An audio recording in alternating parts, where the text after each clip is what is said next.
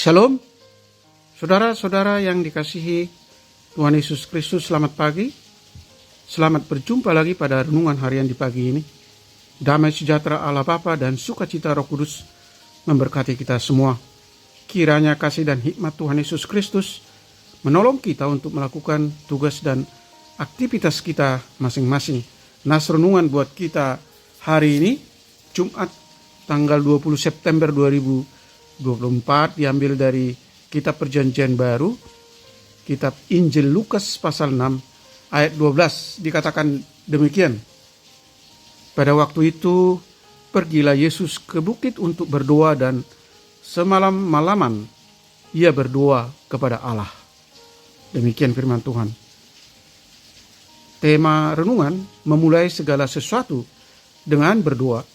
Saudara yang dikasihi Tuhan Yesus Kristus, dalam renungan ini diberitakan bahwa Yesus mau melakukan sesuatu yang sangat penting, yaitu memilih rasul-rasul. Sebelum melakukan tugas penting tersebut, Yesus mencari waktu khusus untuk berdoa. Ia memohon bimbingan Allah.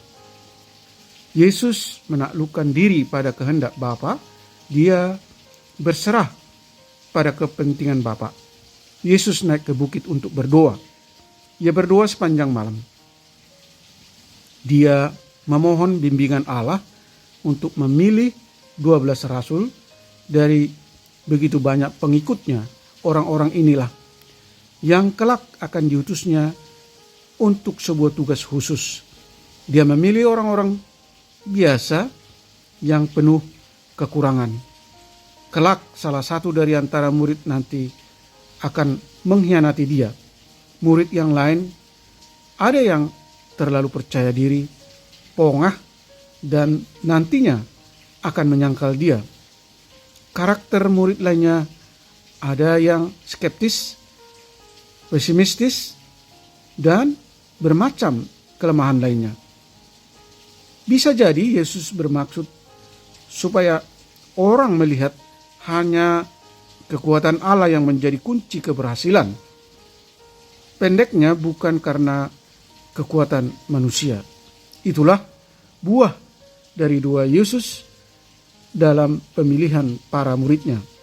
Saudaraku yang dikasihi Tuhan Yesus Kristus, umumnya kita mengisi doa dengan permintaan dan keinginan. Lalu kita menunggu dan mengira jawaban Tuhan selalu iya, tidak, atau nanti dulu. Di sini kita melihat makna doa yang berbeda. Pusat doa adalah Allah dan kehendaknya. Sudahkah kita berdoa memohon bimbingan Allah sebelum mengerjakan tugas penting? Sudahkah kita menaklukkan diri pada kehendaknya? Atau kita malah memaksa Allah untuk memenuhi keinginan kita? Saudara yang terkasih di dalam Yesus Kristus, kehidupan Kristen seharusnya memang tak boleh dilepaskan dari doa. Terlebih jika kita hendak membuat suatu keputusan penting yang dapat berdampak besar bagi kehidupan pribadi, keluarga, lembaga pelayanan, atau gereja lokal di mana kita melayani. Tuntunan Allah sangat kita perlukan dalam setiap keputusan yang akan kita buat, supaya kita jangan salah langkah. Oleh sebab itu, saudara yang terkasih di dalam Yesus Kristus, berdoalah sebelum bertindak. Amin. Mari kita berdoa. Tuhan Allah Bapa di surga, Allah yang Maha Pengasih, tolong kami Tuhan untuk meneladani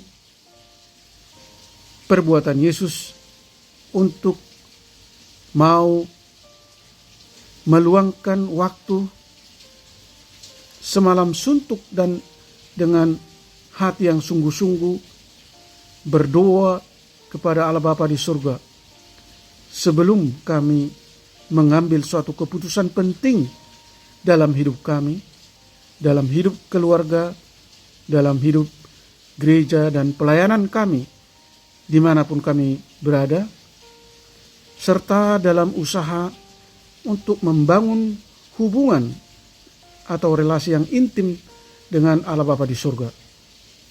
Bimbing dan ajar kami melalui doa supaya kami selalu menaklukkan diri kepada kehendak Allah, bukan pada kehendak diri sendiri, supaya kami berserah kepada kepentingan Tuhan, dan pusat doa kami adalah Allah dan kehendaknya.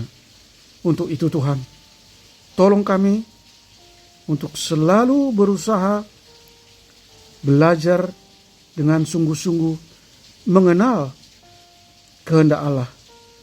Tolong kami untuk membuang dan menjauhkan diri kami dari segala dosa dan kejahatan, dan agar kami senantiasa mau memohon pengampunan atas dosa-dosa yang kami perbuat, bertobat dan hidup benar dan hidup kudus di jalan Tuhan.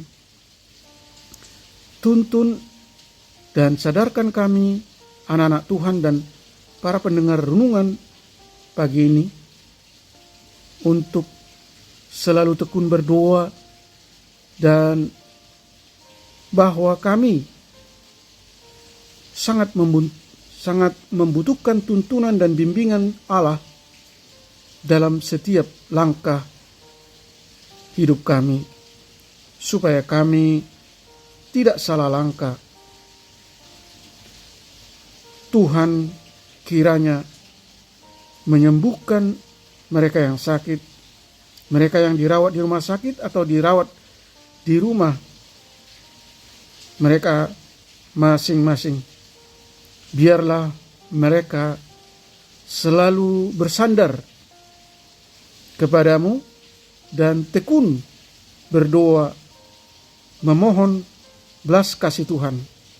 Tuhan kiranya memberkati para dokter, para medis, dan obat-obatan yang dikonsumsi mereka yang menjadi pasien, supaya mereka mendapatkan pemulihan dan kesembuhan yang sempurna daripadamu. Tuhan menolong, Tuhan menguatkan mereka yang lemah, letih lesu, dan yang mengalami berbagai pergumulan. Tuhan menghibur mereka yang berduka. Terima kasih Tuhan, segala puji dan hormat bagimu Allah yang kami sembah di dalam Yesus Kristus. Amin. Shalom. Selamat beraktivitas, tetap sehat. Tuhan Yesus memberkati.